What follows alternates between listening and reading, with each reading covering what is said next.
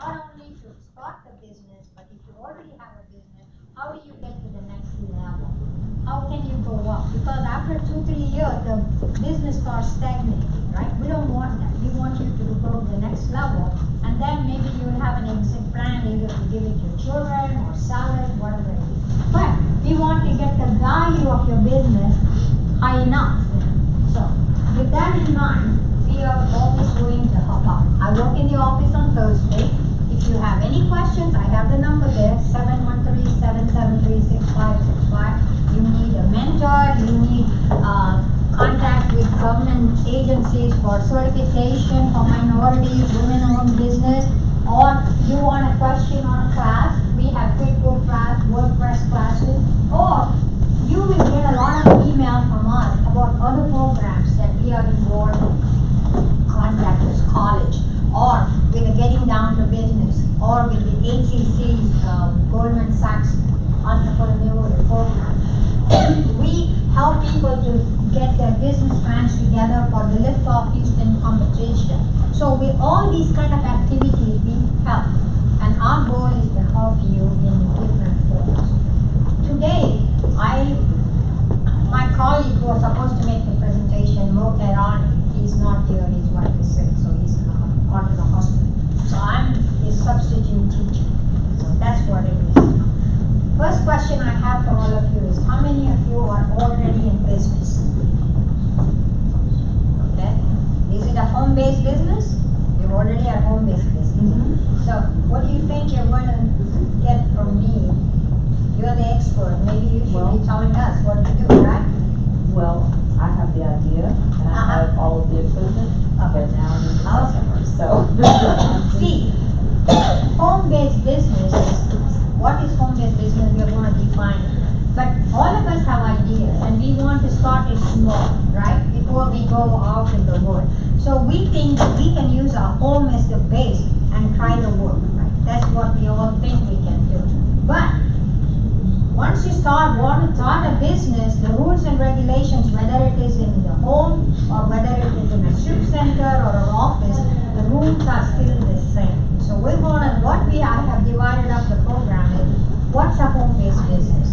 What is it that you need to start a home-based business? What are the legal structures that you may have to face when you start a home-based business? Okay?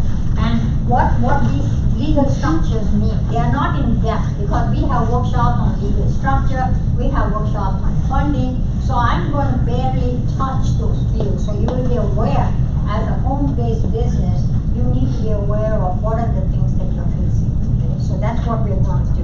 And then we're going to talk a little bit about what are the different kinds of home-based businesses, what is unique for a home-based business versus something that's outside. You know, if I open a shop in a strip center, what's the difference between me having something there or what happens when I have something at home? So those are the kind of questions that will come up. So let's see if we can answer this question. Come on up. We have some chairs if you want to turn them around. So like he said, that's our main office address and our phone number and our website. One of the things that you will go, if you go to our website, you will find several things. Find a mentor, find a workshop, find a location. But if you go to browse our library, there is a whole wealth of information in there. How to write a business plan, how to do cash flow, sample business plan. There are webinars that score national to stuff. So you can learn a lot. You know, it's almost like going to college to get your credits, you know. It's a lot more work to get going on. So let's get started.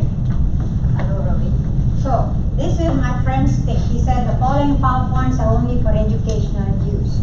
Okay, that's not my thing, but let's do the next one. What's home-based business? As I said, it's a business that you started in your house, you know. Your operation is your home. It could be anything. You could be doing something with taking care, or you could be just making a product and selling it, you know. I had someone today, he says, I make special food for people that are, healthy foods, you know. And I said, look, if you're going to make something in the house and trying to sell, you got a lot of things to take care of, you know. So you could be making things at home and trying to sell, or you may just provide a service of any kind. So let's see. because it's home-based, you cannot have employees. You may be in a position where you may have employees, you may have salespeople, you may have mechanics going out, you may have contractors working for you. So it could be you may have more people working for you. And like they say, you can do any kind of legal structure. I'm going to go ahead and talk about it in a couple minutes. So before you start, this is one thing we talk about in our seminars. Anybody that thinks that I have a wonderful idea and I know I'm going to set the world on fire and I have it, Yes, wonderful idea, but can you put it into effect, How good is it, And then you may be a very good thinker. Like Bill just said, he was a very good salesperson. He didn't worry about whether they paid or they didn't pay, right? It was the accountant's job to collect money. So now, you as a one-man show, you're going to have several hats that you're going to have to wear, an accountant, operational manager, an employer, all kinds. So, do you have the skills? All of us, those of us who work outside, we are so used to going. I work for the city with 21,000 employees. We had an HR department, we have a computer department, we had a purchasing department. So we didn't have to do any of those things, So now you're going to have to be the purchaser. You're going to have to be the billing person. So do you have the skill? Do you have the energy, the focus to be able to wear all these things, So think about it, what you have to do. Are you disciplined enough to work by yourself? If you work for somebody, your boss can tell you, hey, that's the project. You're supposed to do it in 3 months and you're supposed to keep it under control with the cost. And you can only have 4 people working on it, right? And you have to report to me every 2 weeks. Now, that's all directions coming from somebody and you're so used to obeying those kind of rules. Now, you got to give yourself, I want to finish the job next week. So you're going to have to give it, you have to do it, and you have to complete the thing. So are you disciplined enough to work for yourself, So put your talent and skills together before you start doing it. And I said, are you ready to handle all the administrative tasks? What's going to happen? You sell something and you didn't file a sales tax, you're going to get a letter with penalty on it, right? Because they're going to estimate what it's supposed to be. So are you ready to file a tax return, And like I said, there was a boss who could answer your question. Now, you get stuck. What do? Of course, you can always come to school, no problems, we'll help you. But still, immediately, my computer, the paper was feeling badly, right? Because I had got a jam and then a small thing stopped and the paper kept folding out, Do I know how to fix it? What do I do if my computer gets it? Or my computer gets hacked. What do I do? Call Ravi to come and fix it? Right? So, these are the questions you're going to have to answer. There's somebody that's going to be. So, beginning, we're going to tell you what are the highlights of making a plan for yourself, a small business plan. But it's not just enough to think of a job, think of a business. You need to have some way of measuring your success. If suppose I'm going to start a contracting business, I'm going to have to depend on how many contracts I'm going to get. What kind of money am I making? It's so wonderful thinking that my cash register is running and I'm making all this money. Am I really making a profit? You're going to have to understand that. How do you check on your profit? You're going to have to estimate. You're going to have to measure. So these are the questions you have to answer before you testing the waters and jumping into the swimming pool. So that's what you're going to have to do. What are the advantages and disadvantages of home saving? Obviously, you don't have to pay rent, right? You're already living in the house, so you just stay there, right? Then, hey, I can work. Have you ever seen the commercial where the guy has a conference call with somebody working from home, and then suddenly something goes wrong and falls, and he gets up and he's wearing his little shorts and underclothing and walking around? So like that, you can't, you're going to have to set up a schedule. You're going to have to meet customers. You're going to have to be in the right mental frame, physical frame to do the work, And then when you work at home, a lot of people say, oh, it's so great, I can get all the tax deductions. We're going to talk about it a little bit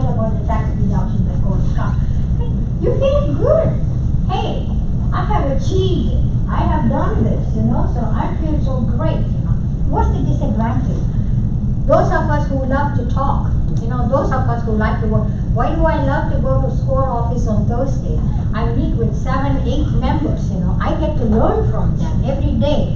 So I always say, hey, why is the stock market going up today? What's wrong with that stock? What's wrong with that company? So you have more interaction. Whereas when you are at home, what are you going to be doing? So, if I'm at home and I don't have anything to do, I don't sleep, right? So that's what's going to be. And the next thing is, unless and until you go out into the world and meet people, you are not going to find customers. Don't think that because you have the most fantastic mousetrap. Nobody's going to buy it if they don't know what is so good about it, right? You're going to have to inform people. You're going to have to contact them. So finding customers is not that easy. You may think, I put a website and then everybody will come. Believe me, the rate at which people look at website and the rate at which the conversion happens is hardly, how much? Even less than 5. So if you are good, 5% will be good. Somebody clicks and buys your product, 5%, not more than that. And then, if you are home, like I said, the guy, you look very unprofessional, your house is cluttered and anybody coming in there, they're going to think, what's this, Or you have stuff in the garage and you're trying to find that box in which that you had stored the item. That won't be a very efficient way, not a very good idea. Then, determine what kind of business you want to start. First thing, you can look at it. You may be good at something, but take a look at it. It may not be. I may be very good in numbers. Does that mean I should be a bookkeeper, or should I be a tax accountant, or should I just be helping other people teaching math? What should I do? Just being good at numbers doesn't say you can do one thing. You need to see what's the profession, what's the business you want to go in. So think of yourself, should I start this new business? Then you may say, hey, why not I just go buy that business, that guy is selling it and I can run it very good. There are advantages and disadvantages in buying a business. When you start a business, you have to do everything yourself, and it requires a lot of experience. Buying an existing business, you have to find out why that guy is selling the business. He may not tell you that the business is going down, right? But you need to find all the paperwork from him, his tax returns, his financial statement.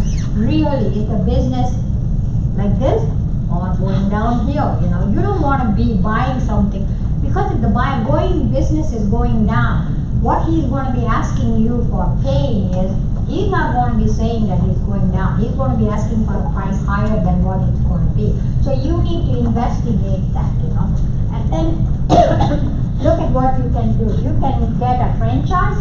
We're going to talk a little bit about franchising.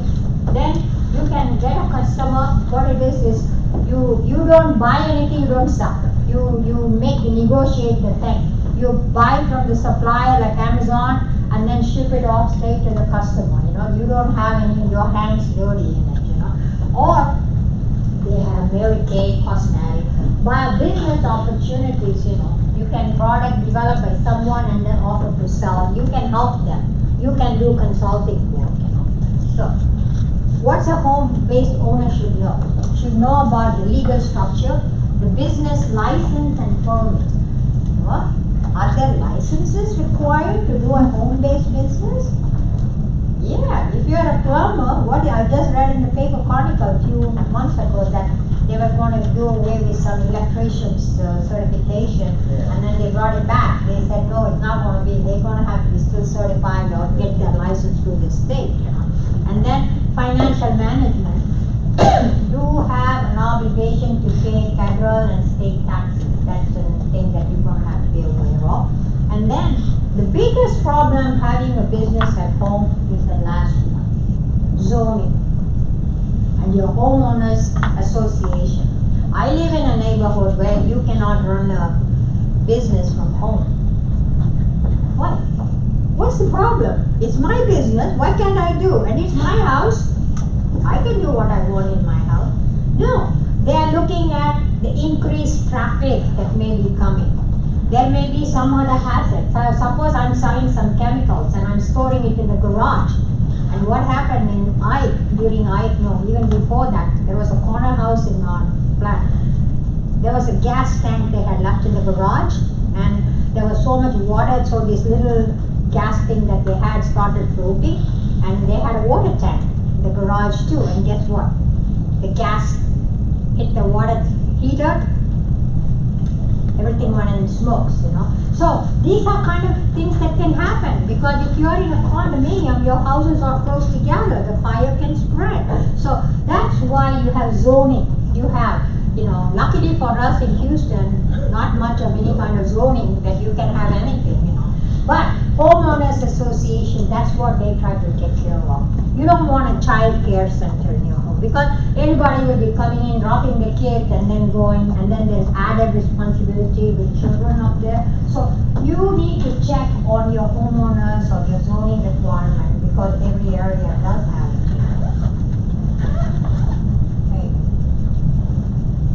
Okay, what are the legal structures available for a home-based business? Just like any other businesses that you can be. Simplest thing is a sole proprietor. All you have to do is go to the Harris County or Fort Bend County, register your business, and you are in business. Or maybe you both try to decide today that you're going to be partners in the business. So that means it's a little bit more involved. You can go to the county and still register your business as a partnership, but you need a partnership agreement.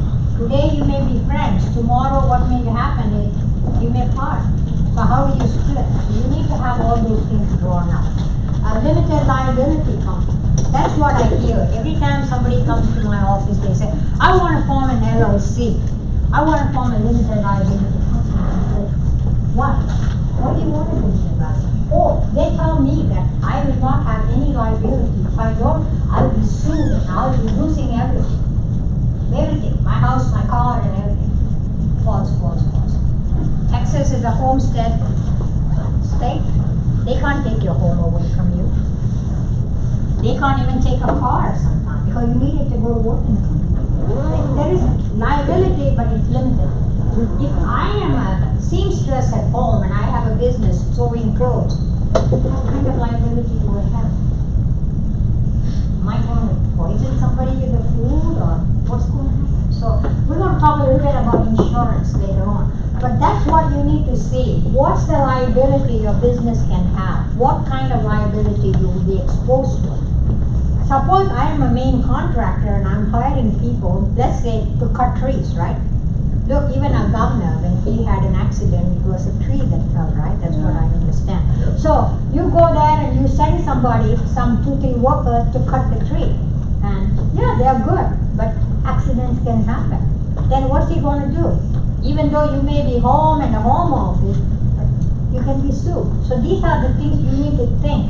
What's my job? What's my business? What kind of risks these people that are working for me or I'm going to take? So think about that. So that's where your liability question has to be answered before you decide I want to be a liability company. Well, C corporation. The C corporation is, we don't think a lot of corporations. Corporations have their own things. They have their own rules, regulations, taxes, and everything. But you don't need to be a C corporation. One exception. If you want to form a non-profit organization, you want to go and file with the IRS and say, I want to form a non-profit organization, a 501c3. You do have to be a corporation. Then you request the IRS to suggest that you are a non-profit corporation. So you're going to have to do it. Then what's an S corporation? What happens with a corporation is, the corporation is an independent entity. If you are the owner and you have a corporation is an independent entity. So now it is subject to all the rules and regulations and tax liability. So the corporation pays taxes. And when the corporation after gives you money, whoa, hey Ravi, your camera fell off. Or whatever it is there. Okay. So, corporation is a separate entity. It has to pay its own taxes. And when the profit from the corporation comes either a dividend or some other kind of form, a capital gain, you pay taxes on it. So always you hear this concept, as a corporation, you pay double tax. So many people don't like that. You know, we all have this aversion. When somebody says you have to pay a tax, first thing is, why do I have to pay tax? You know, what's the reason? So that's the question we have. So what did they do is Congress made another entity. It's just like a partnership. You become a sub-S chapter S. You have all the liability questions answered about the corporation, but you elect, you do a corporation, elect with the IRS to be treated as a sub-S. In this case, whatever the profit the corporation makes, it goes directly to the shareholders and they pay at their level. So you don't have this double taxation. So that's what it is. IRS will approve your status as an S corporation. Okay, what's this? Is simplest form is a DBA, doing businesses. I told you you can go to Harris County, register your business. My name is John Smith. I say, oh, I want a business name as John Smith. They're going to look and say, hey, we got 5 or 6 people with John Smith. So you're going to have something. Now I'm making my company called J.A. Smith. It will be flying up. So you have to have a name and register it.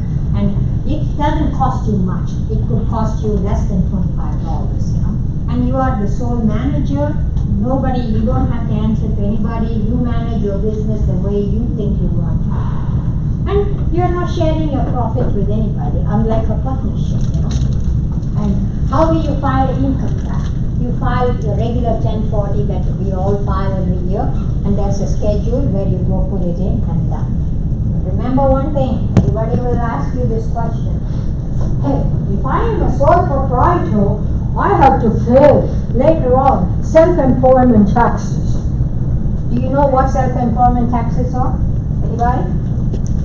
If you work for somebody, they pay half your Social Security and Medicare, right? And you pay the other half. If you are a self-employed person, you pay both. You as the owner and you as the employee. So now you're going to have to pay 15%. So they say, I think I better have a corporation, then I can deduct those expenses. No. They have some clauses in there that you can deduct, just like a corporation, half the amount you pay for self-employment taxes too. So now let's look at sole proprietor continued. Okay. Owner need, like we said, you need different talent. Suppose you want to go borrow money from a bank or somebody, what's going to be there? They're going to ask, you are the only owner? Yes. How much money you need? I need $100,000. How much money do you have? How much money did you put it in? It may be a little bit more difficult to borrow money from a bank as a sole proprietor, because you as an owner will have to guarantee that business. Sir, ma'am, this chair. And so, sole proprietors, it may be difficult to raise capital. And then you have unlimited liability because your personal assets are and if suppose something happens to you, then your business just gets gone. It's gone. So that's the question we have. What's the partnership? We just said that about 2 people, and you can have a general partnership or a limited partnership. What's a limited partnership? Limited partnership is where the liability is limited. You register it and it's limited. But based on how much you are exposed. So that's the difference. You don't have to register with the state, just you file it. You do have to file a separate form, unlike a sole proprietor. You have to file a form then 65 and based on your profit.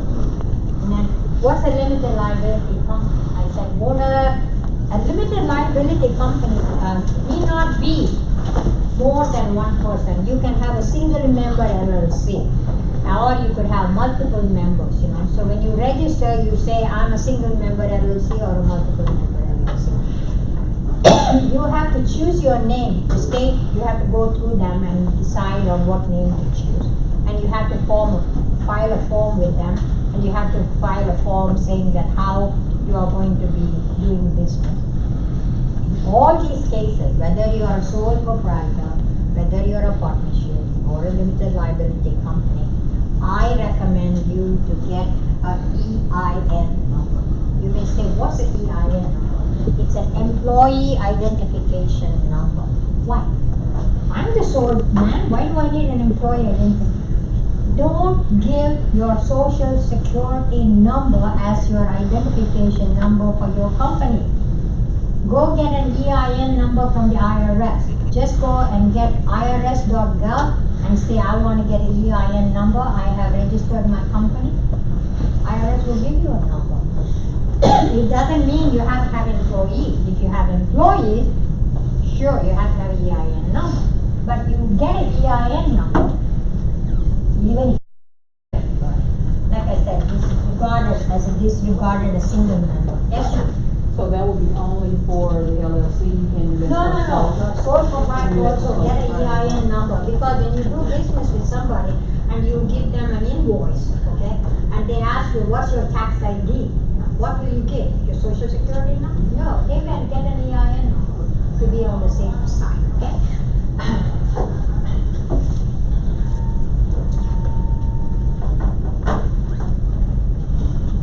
Limited liability for upside, they're not difficult, they're not very expensive, it costs you about $300 to the state, yes sir? There was one, I mean, the last Okay. statement, Okay. yes, yeah, the last one, could you explain that one? This one? Yeah. What happens is when you do an LLC and you're a single member, I told you, you just file a Schedule C, you don't file a separately entry. If you're a partnership, you go ahead and file your 1065 for the IRS, and you still have to file it with the state, tell them what it is. Because if it's one person, it becomes like a doing business as a sole provider. If you have more than one member, then it becomes a partnership, okay? Now, not difficult, it's gonna cost $300 for you to register your company with the state. Go to the state of Texas and you can get the form from them, follow the procedures and no issues at all.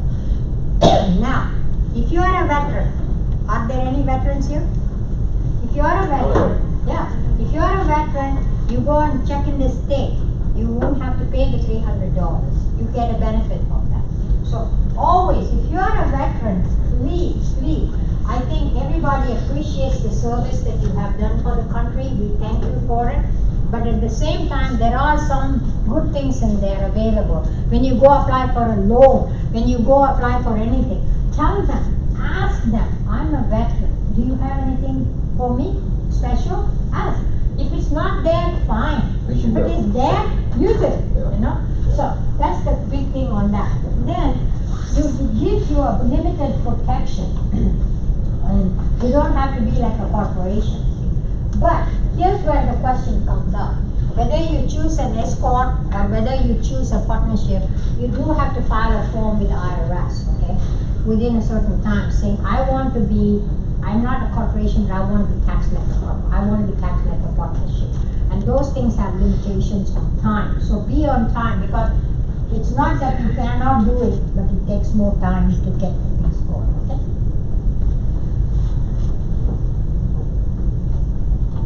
I told you I have to point to the direction for it to move. What's the downside? You have to have an operating agreement or an operating document. No big deal. You can just, it's like a 2-page document saying how you're going to operate it.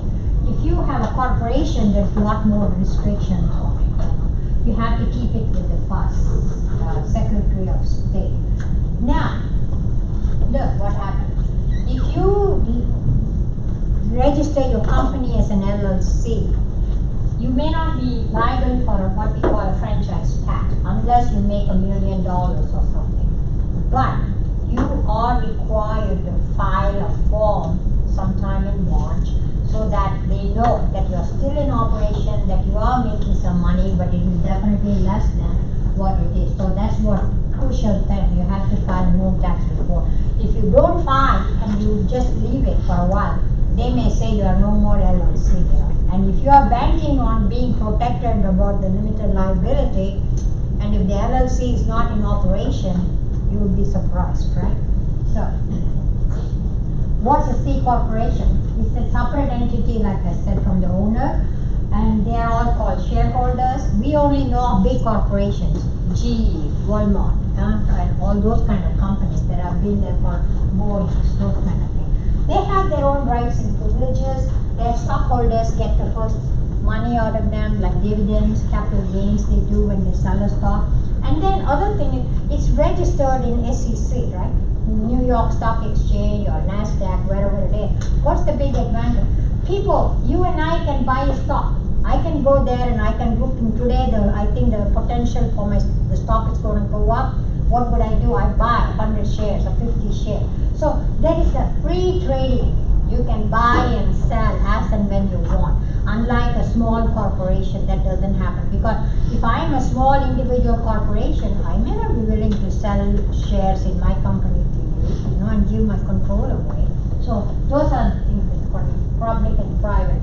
And you have to have a board, a president, vice president, and you have to have board meetings. You have to have documentation. Keep a record of what the board was deciding. And then I already said about S corporation. Profits are taxed only once at the shareholder level, and it's a limited liability question. S corporation, problem with S corporations is you cannot have more than 100 shareholders. How many of us have S corporation with 100 shareholders? Individual one, nothing's going to happen. But there's going to be a problem there. You cannot have non-residents as members of your S corporation. That's the main thing. Profits subject to Texas franchise tax, and then you also have, the big no ma'am, that's not for you.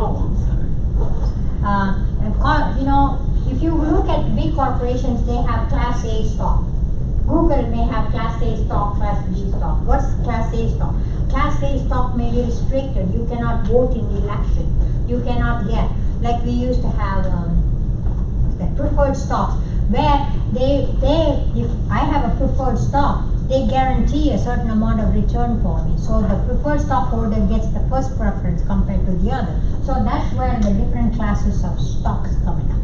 Okay, I just put this up for you. If you see your business structure and liability, if you're a sole proprietor, you're one person owning it, and you have unlimited personal liability. If something happens, takes the assets of your company. If you're a partnership, it could be 2 people or more people. Again, it's not unlimited liability. You can have a limited partnership and limited to just the assets of the company. And then you have LLC, Corporation C, and Corporation O. You can see that these 3 says very clearly that the owners are not personally responsible. So, what would I suggest to you today? A take-home lesson for you. Start as a DBA, a sole proprietor. Yes, sir. Just out of curiosity, the slides, the tape, will we have access to those later? By way of, okay, Yeah. okay. I'll give you. No Okay, problem. thank you. You don't have to take pictures. All right, thank you. No problem. Anybody that attended the class, I'll send it to you. All right. Okay? So, if a liability is a concern in Texas, 90% of the startups, they use, may choose an LLC, but not necessarily. But today, I may decide I want to be a sole proprietor. I form my company in Harris County. Tomorrow, I might have expanded my company. Can I change my structure? Sure. You can say, I want to now form a corporation, or I want to form an LLC. You can do. What about the other way? Yeah, it is easy. It is not difficult, but it may take more paperwork to do the other side. So, start up on your energies and get your good business. Yes, ma'am? How do you know if your business is if there's a concern in your liability? Excuse me? How do you know if a liability is a concern? Like, how do you? No, that's why I said, depends upon what kind of service. I gave you the example of the tree cutter, right? Okay. So, you need to decide what kind of business you're going to be doing. And will it expose you? Will that be, like for example, if you have a storefront, I'm going to talk about insurance in a little bit of time. Anybody can walk out of the store and there may be a pool of water inside your store and light and broken off. What am I going to do? Get the guy. You were not careful for the water in the store, so you're going to have to pay my doctor's bill, right? So these kind of liabilities that can be. If you are selling a product, let me say you sell something that is so cute and it is so perfect for my child, okay? but it has some strings in it and all that. What's going to happen? The child may wear something and then the string may cause harm to the child. You may be exposing the child to something. Or I may be preparing food and my handling technique wasn't good. Can you imagine some girl went and licked the ice cream in Bluebell? So you can't prevent that. Many years ago, what happened to Tylenol? Somebody put some poison in those Tylenol capsules because the lid was not properly designed. So such things can happen. If somebody is determined to do some harm, they can. But you can only prevent certain things. So you have to decide what you are selling, what your service is. Like for example, I always think, if you have a home health care, we'll talk about it a little bit later, and I send somebody to your house to take care of your elderly mother, I have to make sure that this person knows how to handle pills, right? Be careful with pills, how to lift them. If they are sitting in a chair and they need to be lifted, to carefully lift them. Don't handle like a child, when the child is sitting, don't pull the child with his hand, what? God knows, they are so soft that the ball and socket joint can come apart, and the child may have a fracture. So those are the kind of things you have to train them. You may be liable for it. Okay, let's go on. Yes, sir. Can you keep the names of the owners of the company private? Huh? Can you keep the names of the owner of the company private, like the shareholders? Well, the shareholders you can, you don't, but you do still have to tell the state. You don't have to declare. I don't know whether they are. I think, Kamal, do you think it's private? If you put some information in the state, people can find out who the owner of the company is? You can, I think. You are. You cannot keep them private. No, I don't think so. Once you go to the state and you register, then it's a problem.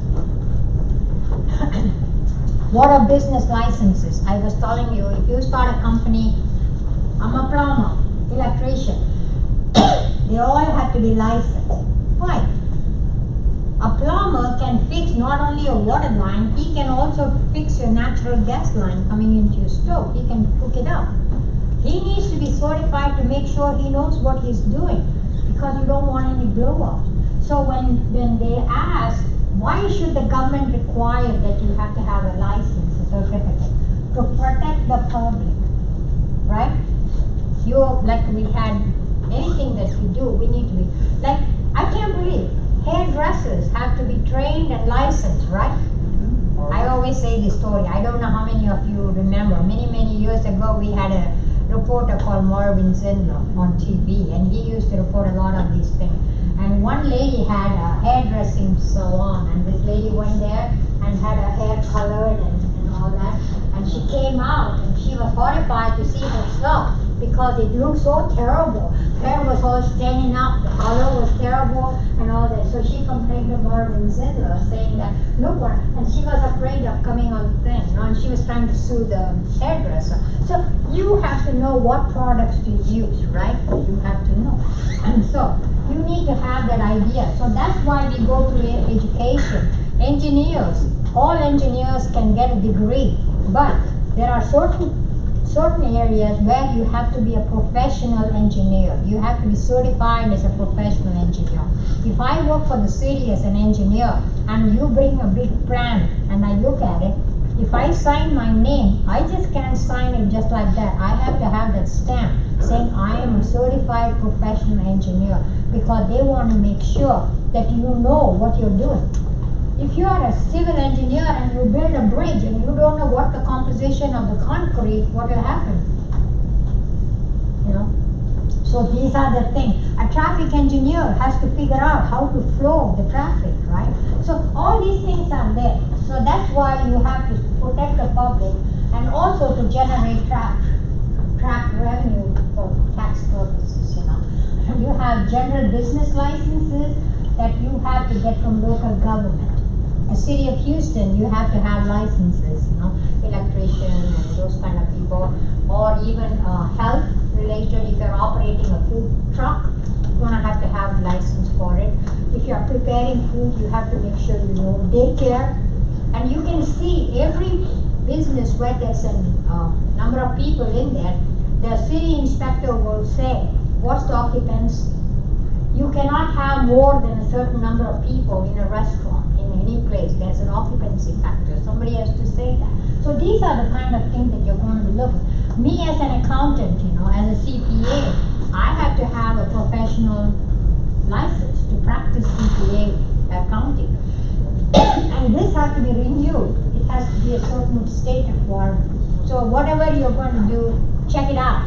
If you are not sure, call the state and ask them, I'm going to do such and such a thing. Do I need a license? And they'll tell you.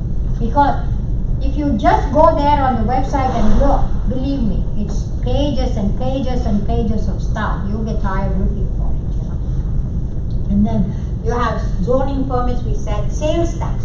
Okay, let's talk a little bit about sales tax. If I'm selling anything in the state of Texas, if you are buying something from me, I have to collect sales tax. And it can be anywhere from 6 to 8%. City of Houston is 8.25%. So you have to collect that money. That 8.25% sales tax is not your money. When you start your business and you think you're going to be doing something that requires sales tax, better check with the state and get a sales tax ID. Because at the end of the quarter, you have to declare how much money you made, what's the sales tax you collected, and you have to pay the sales tax on a quarterly basis. Okay? So, sales tax permit you have to do. But, if I am a contractor, and I'm going to build him a house, and so I go to Home Depot and I buy all this material, I'm not the end user. I'm just buying the material to construct this house. So what do I tell them? I have a sales tax exemption certificate. So I get that certificate from the state. I go and show it to Home Depot saying, hey, this is my sales tax exemption. So I don't pay sales tax, but by using his house, I'm going to have to collect some kind of sales tax and pay back to the state when you collect. And one of the main rules on sales tax or personal, your employee taxes, please be very careful. They all have to be filed every quarter. Don't be delinquent. And if you collect sales tax, keep it separate. It's not your money. Don't even think of using it, because when it comes time to pay, you have to pay. Those who don't pay employment taxes and file employment tax reports to the IRS, the penalties are very, very steep. So avoid that. And then safety permits we talked about. Yeah, sign permits. That's not a very good thing. I don't like signs too much. All on the freeway, I think they're all visual pollution. But then they serve a purpose, right? Because you have to know where to go for food when you're going on the freeway. So those are good things. But at the same time, if it's done tastefully, it doesn't look so bad. But if it is ugly looking, it's not good. I think there was a time when they talked about how high you can put a sign on the freeway and in the city. So there was a thing. And then any kind of construction you do, you have to have a permit from the city. After Harvey, the city was inundated with permit requests for construction, all kinds of construction, electrical, foundation, repair, everything. So they were just slow for doing it. But you have to get it. Without a permit, you cannot construct because the city inspector would come up, and if he finds you're not following, he can ask you to take it out and start all over again. And this is the number, Houston Permitting Center. You can call and find out what are the various things you need. Am I going too slow? I don't know. What's the time, Ron? 149. 149. What's a home-based business need to know about taxes? Like all other businesses, you have to pay taxes. Tax amount is based on the revenue you make. Owner needs to know what is considered revenue. How much you charge a customer and how much you make on it. So you're going to have to pay based on that. And then you have to figure out, if I am doing a job for somebody, I'm doing a driveway, I need to know how much money I made. Maybe I charge $1,800 for doing a small section of driveway. But if I have to use my labor and I have to use material, so my profit is not the money that you get paid. You're going to have to figure out what's your profit going to be. So that's where the IRS will allow you to, take certain deduction sections, so you need to know what's ordinary expenses. Yes, sir? So, the service I provide is actually free.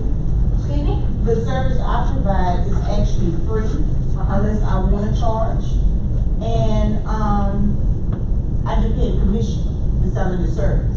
So I don't charge people for the service that I do. So how do I determine like sales tax? No, if you are just doing, you are not, somebody gives you a commission for doing the work, then you are not responsible for collecting the tax or paying it. Okay. So, this is a very simple thing. I'm not going to be going through what forms you have to file and all that. Not necessary for you to worry about it right now. But it's there for information. When you get the slides, you can see it. Then, what's the difference between an employee and a contractor? You need to understand that. If you are a company, you may have employees working for you in a retail shop or a business, anything like that. But if you're a home-based person, a lot of times you don't have employees coming and working for you. You may just send them here to do a job, send them there to do a job. So, are they your employee or your contractor? If you are the only person that the guy works for, if you are the only person he works for, then he will be considered your employee. What's the implication? You are supposed to withhold Social Security and Medicare taxes from him and pay them as an employee. So, if he only works for you, but suppose I am a subcontractor, I can work for you, for him and all that, then he's not your employee because he can choose what job he wants to work with, right? He has the freedom to choose the job. He has the freedom to do the job at a certain time. He can decide how he can do. You can give him general guidance, but he's not working. So in that case, you are a contractor. But here's our thing. Think well before you do. Look at it from the IRS point of view. What they would do is, if they think you are using as a contractor somebody who really needs to be treated as an employee, they can come back. And as long as that guy worked for you, they can reclassify all his money you pay him as pay and make you pay your employee taxes on that. And what else? Tell me. You all know by now. Penalty. So you have to be very careful. Is he an employee or a contractor? So you need to figure out, how do you control him? Are you totally always in control? Are you telling him how you pay? What kind of contract you have with him? Remember, people that work for big IT companies, many of them worked as contractors, right? And what happened? They thought as a contractor, whatever they discovered, whatever they did, it was theirs. So they said, that's mine, I can do a patent on it, right? Not so. If you work for a company, correct, Kamal? You work for a company and you discover something, to whom does it belong? To the company, right? So that's what can happen. So you need to have very clear understanding, because you are now an intellectual property thing that you're doing. You have a software company and you give him something that he's going to develop for you, an app that's going to be, he can sell to anybody. But in your contract, you have it written that he can sell it to anybody. It will be only yours, So these kind of things have to be very clearly clarified. So always, when you have such kind of fuzzy area, please consult a lawyer. Somebody who knows how to draft a contract properly. A contract has to be drafted even if you want to tomorrow have someone design your website. You may ask me what? Because we have experience from that. We have had people that made presentations, developed websites for one of the attendees. The attendee didn't like the job they did, or the guy who developed the website didn't feel that he gave all the information, didn't finish the job. Now the question has come, I need my money back. This one says, I spent enough money, I'm not. So have very clear understanding of what you are expecting this person to do and how you're going to pay for it, okay? Written contracts are important. What sales tax, I already talked about it, so I'm not gonna talk more about it. You can go to the controller's website and get a tax permit, okay? Now, here comes the big question. Everybody has been asking me a few questions. What kind of insurance for a home-based business do you have to have? Business liability. We talked many times falling on the way, or you dig up something, and when you dig up, you broke the gas line of the neighbor, and so on and so forth can happen. So any third party can put a claim on you. So you need to have business liability. Professional liability. I do accounting, and I mess up the tax return. And what happened? 3 years later, IRS comes and audits and says all this was wrong. So now the guy has to pay penalty because it was done incorrectly. The guy can come back and ask me, hey, you did it wrong, now you pay the penalty. Right? You can be sued for that. Childcare, you can have. Or I said you develop a product, you can have a product liability, defective product. What happens to a lot of car companies, right? The airbag didn't work, remember, and the company had to pay a lot of penalty. Pollution standards didn't meet, VW had to pay a lot of penalty. So product liability, you claim something and it doesn't work, they can sue you. So, and then business income coverage. What's going to happen here? This is a very, very important subject for all of you that are doing whether home-based or outside business. Because in Harvey, a lot of businesses were shut, mainly because it was not that their business location was damaged, but the area around it was damaged. Their business had to be shut off for 6 months. So the disaster assistance programs will give you money for loss of income due to a disaster. But in order for you to claim that, you need to have very clear understanding of how much income you really lost.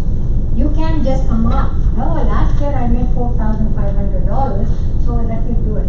What is they going to do? They're going to say produce our income tax return. Let's see what it is. So you need to have good coverage. You may be having inventory, and you may say the flood damaged all my inventory, so my business is all shut down. Okay, how much inventory? So you need to have insurance for business income coverage for losing that. Okay. Now, how to organize your finances, keep track of money, that is always a big question. How many of you love numbers? A few, not many. Many of them don't like numbers. They don't want to keep track of anything, right? They think, the accountant will keep track of everything. You know? Cash is the focal point of business. In SCORE, the terminology is cash is king. The moment you don't have cash, your business ain't going to function, right? So you're going to have to figure that out. The key of a home-based business is to track the flow of cash. Even if you're a home-based business, when you go and register your business in the county, I told you get a EIN number. What's the other thing you have to do? Anybody that has a business? First step, get a separate bank account for your business so you can track revenues and expenses. Because then it will be easy for you to go and show the bank, here's all the money I made, here's all the expenses. So, one. And secondly, when you mix your personal income, let's say your spouse is working, and you put her salary in the bank and you put your business money, you're co-mingling your business asset versus personal. So open a separate bank account. You may say, oh, I go to Wells Fargo, they charge quite a bit to have a small business account. Go to credit unions, maybe they will charge you that. They investigate, what kind of things are. Then please have a separate, so you keep your sources separate. Always, because you keep track of your money and what your expenses are, you understand where your business is. Are you making really more money? Remember, home-based business businesses have a tendency to not be a real business.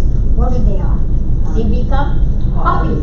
They become hobby. I'm so good at doing this little needle thing I'm going to sell, right? It's a hobby. Then the IRS, if you take a lot of deductions, the IRS will say, you are not having a business. You are using a hobby for business, and they may disallow the rest. So you're going to have to be careful. You know, prepare your federal and state taxes and have accurate financial statements. How to organize? Yeah. Set up a business account. Choose a bookkeeping system. Why do I need a bookkeeping system? Heck, I don't have that much coming in. That's okay. If you think you only have 10 transactions, have an Excel spreadsheet initially. Work it out, you know. So you can then go from there to QuickBooks Online and then QuickBooks, you know. You can do that. Then reconcile your bank statements with check registers. Why? These days, it's so easy to hack into your bank accounts. You never know if somebody took any money out of it. You may have gone to ATM machine and stuck something there, and you were in a hurry and you didn't properly check your document. Something might have fallen with your account number or something in there. What are they saying when you put your PIN numbers? They want you to be careful. Somebody may put a little machine on top and read it. I just heard, wasn't it you? Last week or something, in gas stations, they had some device which was reading your credit cards. Right? About a couple weeks ago. So you have to be always checking your credit card accounts, your bank account, so that you deter anytime anything doesn't look right. We had an expert in accounting bookkeeping. She gave us a workshop on fraud detection. She was saying a lot of times fraud is committed not by some guy sitting in New York. It might be somebody in your own company. This company, they had these 2 or 3 guys were the owners. They had a company credit card. They never checked it. So she was very happy, the secretary. She was charging her dinners and her trips and everything. Then something happened and then finally they let her go. Then they found out in their credit card statements there was a lot of stuff that they could have easily detected if they had only checked them, which they didn't. So make sure you check it, okay? And then this is a very important part. Not many of home-based businesses may be on accounts receivable. You may not have a big account receivable. If you do, don't let your account receivable go beyond a certain time. Because if it is 30 days, you may be able to collect your account receivable. 60 days, 90 days, bad, very bad. Because it's not going to pay. You didn't collect it. So that's accounts receivable. And then find a good accountant. Now, let me ask you, when you want to look for an accountant, what are you going to be looking for? They are dressed very nicely, they live in a fancy neighborhood, they have a wonderful office. Is that what you're going to be looking for? Cheap. Huh? Cheap. Cheap? No. What you want is, if I am going to be doing exporting for business, let's say, I need an accountant who is a little bit familiar with the business, because then they will know how to set it up. If I am a contractor, and my contract is such that I go work for someone, they don't pay me on time, right? They'll pay me 45 days later. So your invoicing and your money coming back, all this has to be matched. That means the accountant has to set up the books properly. When you are invoicing, when you are collecting. So QuickBooks has that. You can invoice and you can, when the cash comes in, it can be due. And you need to get some reports out of your accounting system on a monthly basis so you understand. Yes, ma'am. Okay, so I have a question. So QuickBooks will keep track of the money that comes in. Yeah. Okay, because I do have a business account, because they gave me a debit card, I can't have Cash App, I can only have PayPal. So if they Cash App my checking account, but I put everything in QuickBooks, I can just show that to my tax person. That'll be okay? Yeah. Okay. Because what happens is these days, all these accounts, QuickBooks, Quicken, Peachtree, everything, they have a system where you can go once a month and download all the transactions from the bank. So it automatically will come in. You just have to make sure that it matches with your accounts. Yeah, it's good. Those are very good, to do. Okay? So, look for an accountant who has experience in your kind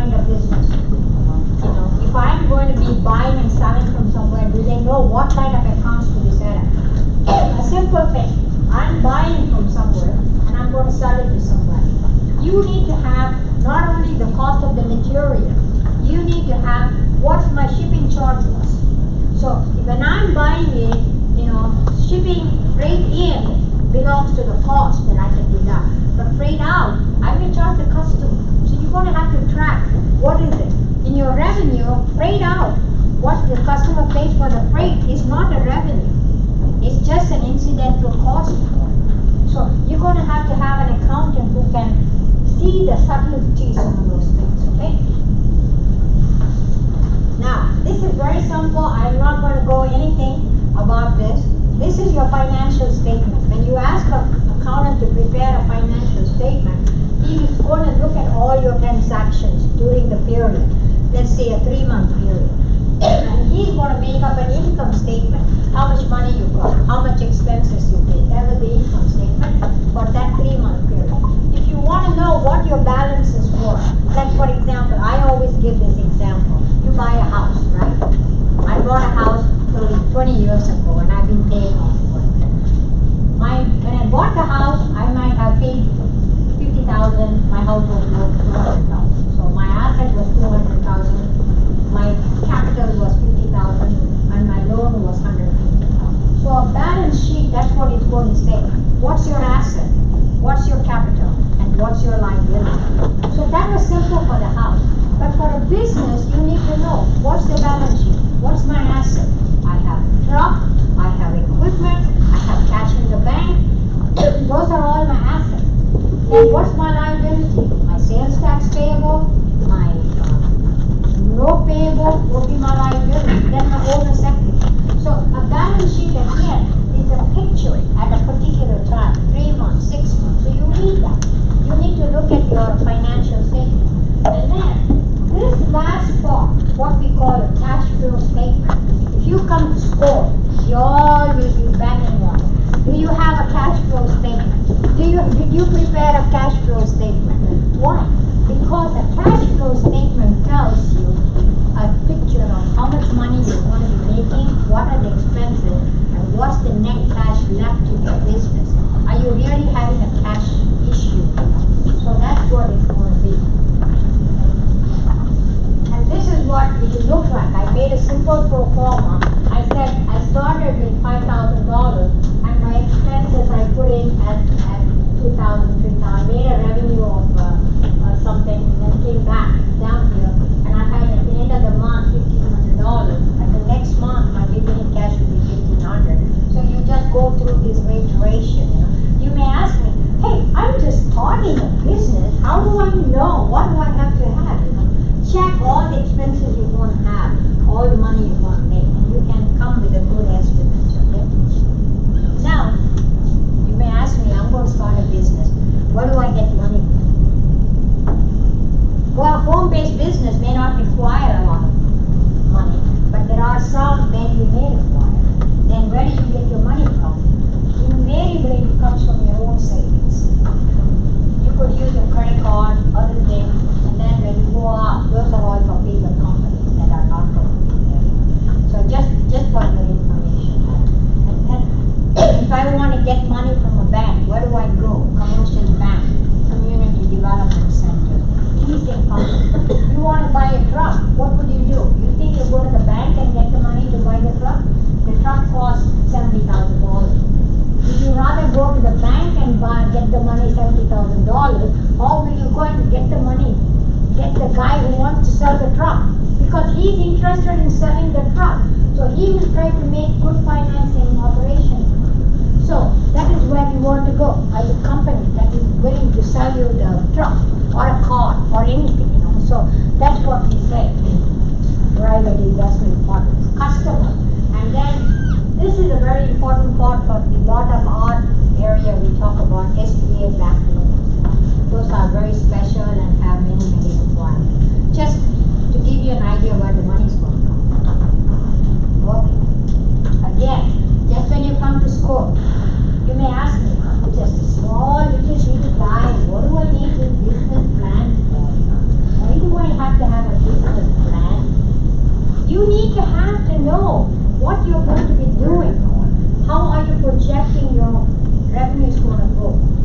is your competitor? Who are you fighting with? Is that the guy who has the store next door? Or is it a guy who's in Louisiana who's trying to sell the same product like you? So you need to know your marketing. Who is your competition? How are you going to promote it? I told you before, you just can't have a website and think everything is going to be hunky-dory, right? No, not that way. You're going to have to work on it. Networking. Right? How big is your customer? Suppose I want to have a child care center, not in the home, I'm talking about outside. I need to figure out how many children are there to come to the site, right? You're going to have to look at the demographics, who's going to be there, what size population is there. You know, you can't be putting a child care center next to a retirement community because the population there may not be what it is. What's the income of the people that are going to buy it? So you're going to have to do some analysis about your product promotional strategy. And then we talked a little bit about the funding part. And what's the supporting documents in your thing? You have a lease agreement. You have a contract with someone. Those are the supporting documents you have to provide. Now, we talked a little bit about zoning and homeowner association restrictions. I don't know. What do you think? In Texas, do we have a lot of zoning? We can put chemical plant anywhere we want. What did the chemical engineer say? There are some, depending on the You can?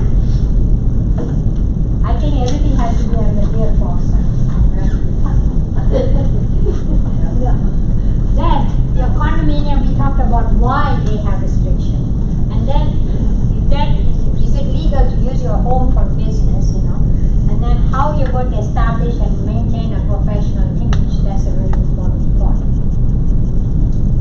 How are you going to separate your home and workplace, you know?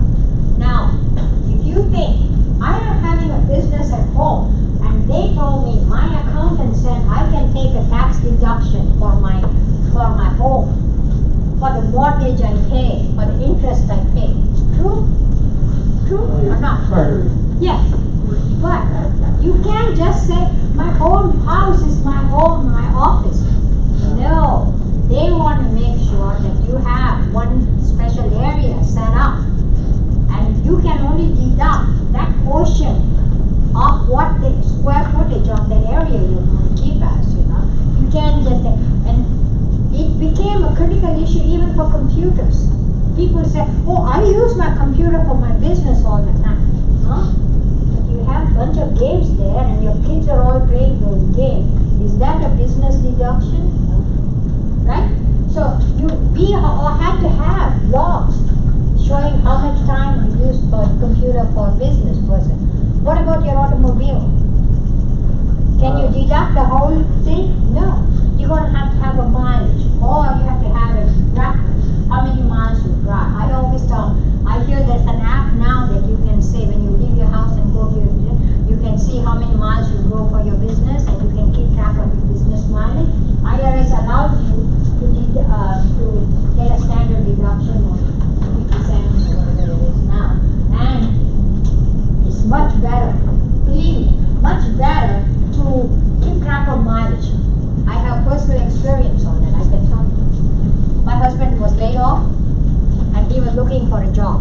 So he traveled all over and I said, oh great, let's take a tax deduction for the mileage he was driving. Okay? So we estimated every day he was driving so many miles. So guess what? We got audited. And they said, provide information that you made such a big deduction for travel. How did you get to that? So I had to sit up. Thank God for him. He had a good diary. He would say whom he went and met where. So we had to backtrack and calculate mileages from my home to that location and make up a whole bunch of stuff to pull up for that. So it's much easier to keep the records to begin with rather than trying to make it up. So have a record for your mileages, right? And these days, entertainment. There was time when you could buy baseball tickets and use it as a deduction for entertaining your customer. Nowadays it's harder. It's not that simple. You're going to have to show, even if you take them out for a fancy dinner, you're going to have to show where you went, who you went with, what happened. I always tell them, take the back of the receipt and write on the back of it, we discussed, da da da da da, and keep track. Because that way, if you ever get audited, you don't have to recreate all these things, okay? So that's what, keep detailed amounts of stuff. Now, we talked about keeping stuff in your garage. Be careful what you keep in your garage and take care, okay?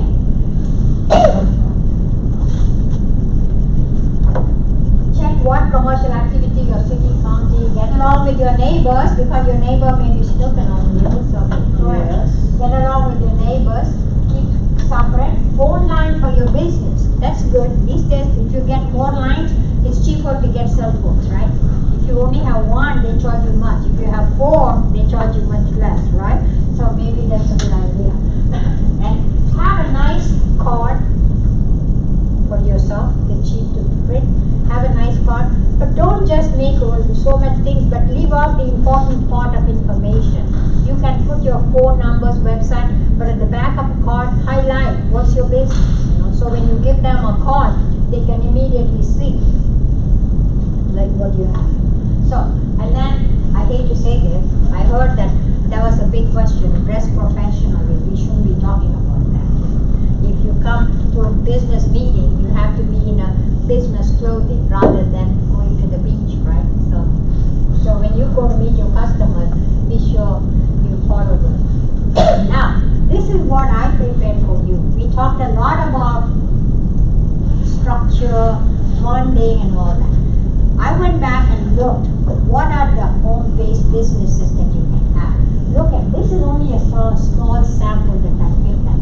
Consultant, tax preparation, bookkeeping, plumber, electrician, repairman.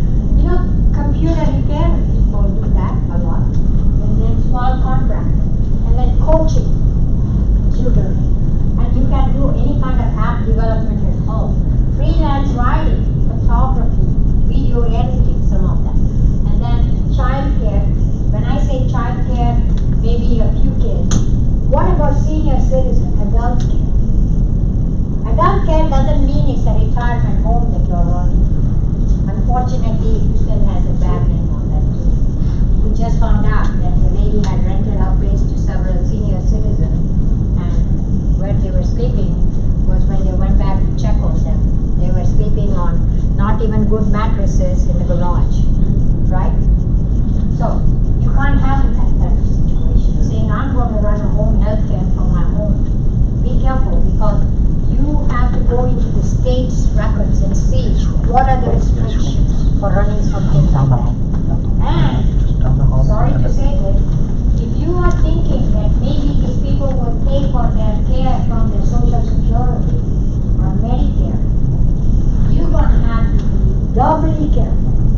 Because now you're talking about federal dollars, So the state has got even more restrictions on that. So be careful what you do. Because I hear that a lot of times. They think, yes, I also feel sorry for people that are not able to take care of them. I feel sorry for people that are disabled. But I can't say that I want to have a home for them, because I can't take care of them. Is your house, like they say, I'm going to do a small babysitting. Is your home protected for children? Do you have so that you don't have things they can turn on? Are all the outlets covered so they don't stick their hand in them? Okay. If you have a senior citizen in your home, or you have disabled person's protection, good showers, good bathroom, all these kind of things can happen.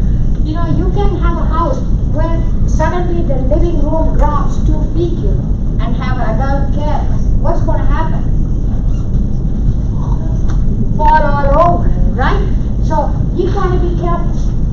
So senior care, you can do that. But when we say adult care, I'm talking about you can hire a bunch of people who are experienced, go home and give to other people.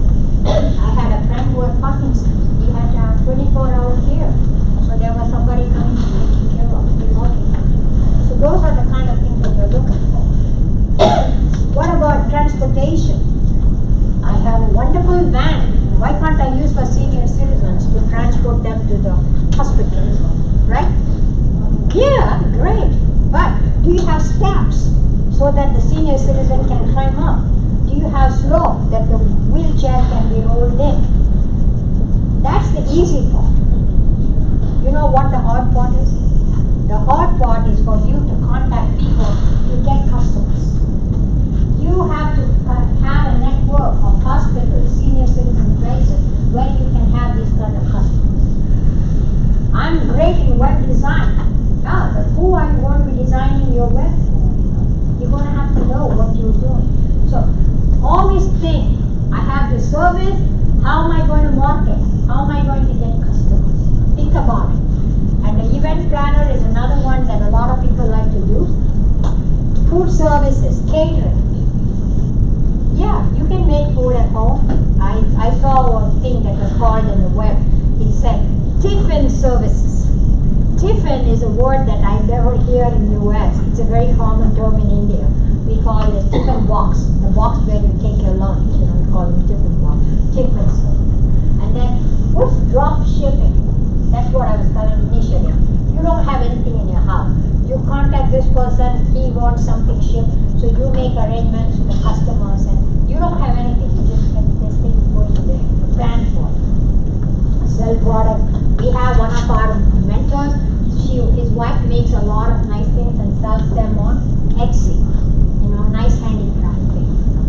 Cleaning services, you can again, just like adult services, hire a bunch of people that can go and clean things. Now, here's the thing.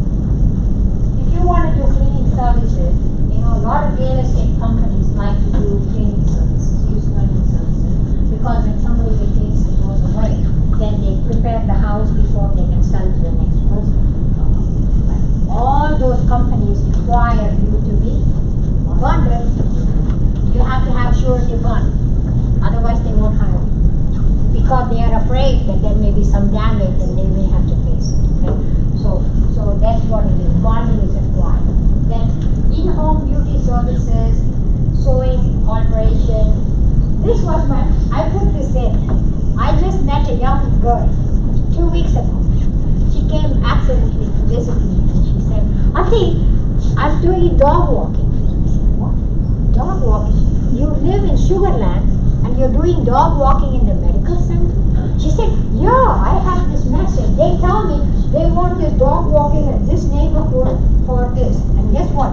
She's making $20 an hour, which is more than a minimum wage thing, Good money for her, So, dog walking. So I specifically put that in there. Pet grooming. What can you do in pet grooming? Have you seen those vans that come in front of home?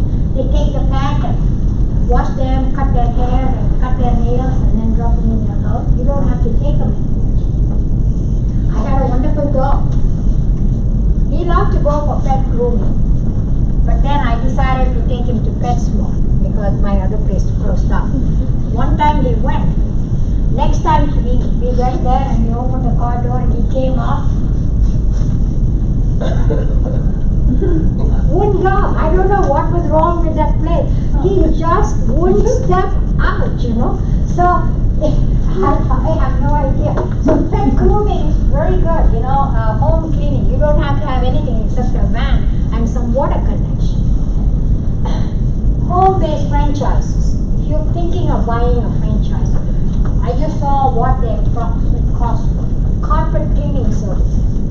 We all have to have them done. With allergies and everything in Houston, you have to do them more often. But still. A cruise planner. The franchise was only $11,000. You can stay home and get a group of people to go on cruises. I had a colleague who used to do that. And guess what she got? Every time she planned a cruise, she got to go free. So that was a good thing. And then lending, financial planning, you can do. Senior care. And this one is interesting. I put that in because nowadays real estate agents, they don't have to run around and show 10 houses before you buy a house. It's all virtual. They give you pictures and you flip through and see how it looks, right? But if you just show them a big empty house, they don't get very impressed. So what do you need? You need a guy who can then visually, artificially put furniture and pictures and all that, and so now the house looks They don't take them to so many houses, so you can do good selling.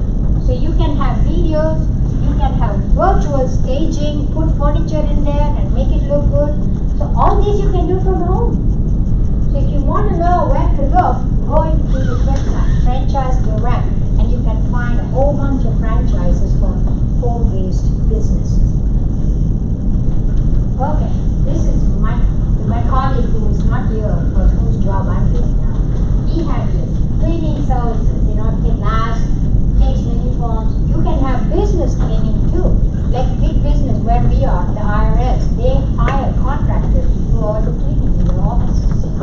They don't need a lot of experience. And then you can do it in DBA or an LLC. Very little overhead. And you do need insurance, And you can help to get the initial thing going.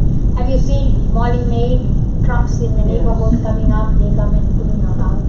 But problem is, it takes a while. Why? Because nobody knows you. You're going to have to spread the word. I'll tell you, if your neighborhood has a paper, newspaper advertising there, it's worth it. Because your neighborhood is next door. Huh? Next door. Yeah, next door. Yeah. So those are the good things, Very competitive because everybody wants to be it. I don't know about this. He has put bill collectors. I wouldn't want to be a bill collector. I was very successful at it. Is it very successful? I was. You were? I represented banks. Oh, okay. Did that get you a lot of money? Yes. Well, good. But I'm a financial planner by education, so I knew how to talk with them. Well, There's good. debt collecting and there's good debt collecting. Very good. Good. I'm glad that there is somebody who can vouch for how good the business is. I would hate to do that. Huh? I'd hate to do I that. know. And then, Wonderful.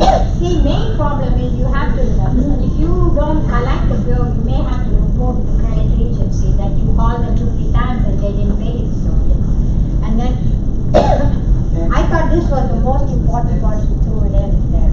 Must be patient and accept rejections. If I had a call, I would just say, hang up the phone, right? So, you should be prepared for rejection. Many years ago, I was going to work as an accountant. And I was looking for a job as an accountant. And I was belonging to Women Accountants Group. And I was talking to some of them. I said, hey, what do you think? I've applied to the IRS to work there. And she looked at me surprised and she said, I work for the IRS. She's an auditor in IRS. She said, no, you don't want that job. I said, why? It's a good job. It's a government job. It will pay me good. I'll get a good retirement. She said, no. When you as an auditor walk into any business saying, I'm an IRS agent, what kind of response do you get? Everybody will be so mad at you. So if you are that kind of a person that can accept rejection, then apply for the job. I thought, very good advice. I will apply. Private tutoring, you can do that. That's easy. It's not bad. It's always easy, man. Especially, I only saw a few hands go up when I asked for math. So if you're not interested in teaching math, you may not get that many students. And then you have to have knowledge and experience, and your success is going to be based on not your effort, but the child or whoever you're teaching their effort. You have to be very patient and work for your children. So, we talked a lot about elder care services, so I'm not going to be talking about it.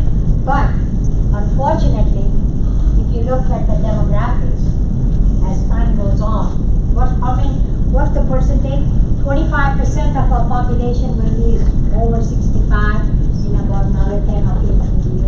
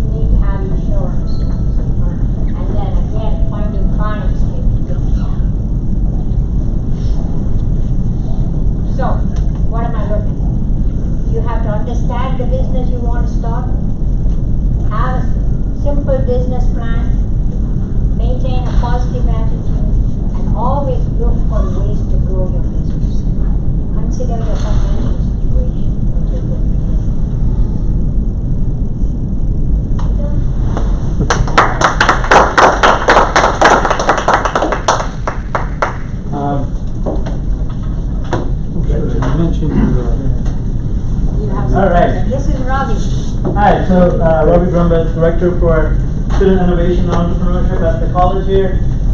Thanks Lolita and Bill for the great insight to starting our business or growing our business. I want to welcome you all to an HCC campus. This is our Brays campus, and I also want to share that these workshops are partnerships with SBA and SCORE. They have a whole host of services, as both Bill and Lolita mentioned. But I also want to tell you that a lot of the services in the beginning that you talked about, we have something called the Goldman Sachs 10,000 Small Business Program at HCC. When you're ready for that, we would love for you to apply. We also have the Minority Business Development Agency, the MBDA, where we offer services connecting our entrepreneurs and our business owners to federal contracting. For those two, if you'd like to learn more, please reach out to my office, which is the Center for Entrepreneurship. I'll give you our website link, which is HCCS. So Houston Community College System, hccs.edu /small business. So when you go to that link, you're going to see all the different services we have at the college, and all the different things, like these workshops are listed on there. And we also offer something called opportunity workshops, where you can build digital skills. I see some of you have been attending those, so, to learn about creating a WordPress website like Lolita mentioned, but also managing a Facebook page and other small things for free at our libraries, right? So we piggyback our speakers quite often. So reach out to our office, and we'll love to tell you more. And I also want to tell you that this is one of probably 75 buildings in Houston for HCC. We're a large institution. We spend about $1 million a day managing all of this operation. We have a procurement center in which when you want to sell something to the college and get access to that for your service, the school does have a small business development manager, and they'll work with you. And things like landscaping, keeping all of these nice buildings, nicely manicured out there. We always have these services that we need. If you do that, talk with our procurement office and get access to some of that funding. Again, we're the fourth largest in the country as a school, so our budget's about $370 million. So we give a lot of that services to our small business owners. So on these, you have two forms. One is for SCORE to kind of, collect your information and where you at, and then we have a form for HCC where we'll like to learn if you have any interest. If this was the first time you've attended this workshop, fill that out, and then we're able to email you or tell you about other things we have going on. For example, we have 140 programs at the college. You can learn how to operate a drone and become a drone operator. We have classes for that. We can certify you. We have classes on coding. So when you saw app development that you need to get trained on, we're one of the few community colleges in the country that has a partnership with Apple to learn iOS coding. Those are just two out of the 140 programs we have at the college. So, and especially the elder care business you mentioned, you get training. We have a whole college called the Coleman College to get certified as a healthcare professional to be able to do these businesses. So when you're ready for us, we've got tremendous opportunities to train you and help you. And I'm going to give you one more because I think it's valuable. If you're already a business and you've got employees or contractors and you want them skilled, there is something called the Texas Workforce Commission's Skilled Fund. It's about $21 million. We can get your current employees trained for up to $900 for where you don't pay. The government will pay on getting those employees trained and upskilled. Think about getting them training in social media or cybersecurity or Excel or PowerPoint or how to use Outlook. All those upskilling is free, paid for by the Texas Workforce Commission. If it's a new employee that you're going to hire, you have up to $1,800 of training available. And per class, I think at HCC we range between 200 to 500.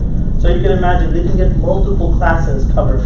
And if your company is big enough, then we can actually have an instructor come on site to train your employees. So if you're interested in any of that, that's our corporate college service. So we also have that under our office. So I would love for you to just fill out these forms and let us know how we can help you grow. Our goal at the college is we are Houston's community college, and we want to support our community with whatever you guys need as far as growing your business. Okay, so thank you so much, Lolita. Thank you so much, Bill. And I apologize for being late, but this was recorded on YouTube. So if you ever need to go back and see it, search for HCC Innovation Lab, and you'll find the YouTube of Lolita workshop. So thank you. I hope you all will reach out to us. We'll be there. We'll be helping you in any form, matter, and I will send you the slides. No problem. And I will definitely, if you have any questions, call me. I'm there on Thursdays. I will connect you with the right mentor that can work with you. Anybody have any questions? Like I said, the three of us, or four, including Lolita, be happy to stick around for a few minutes and chat if you can. But if not, thank you very much for coming.